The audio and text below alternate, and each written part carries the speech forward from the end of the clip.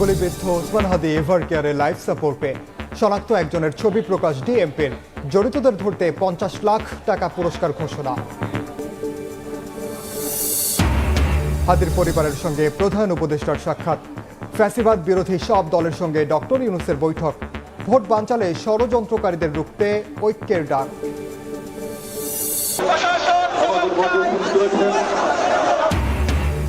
হাদির ওপর হামলার প্রতিবাদে বিএনপি ও ইনকিলাব মঞ্চের বিক্ষোভ। 48 ঘন্টায় গ্রেফতার না হলে আন্দোলন।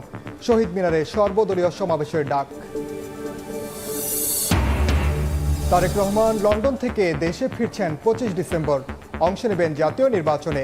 নিরাপত্তায় সব ধরনের ব্যবস্থা নেবে সরকার, জানালেন স্বরাষ্ট্র উপদেষ্টা।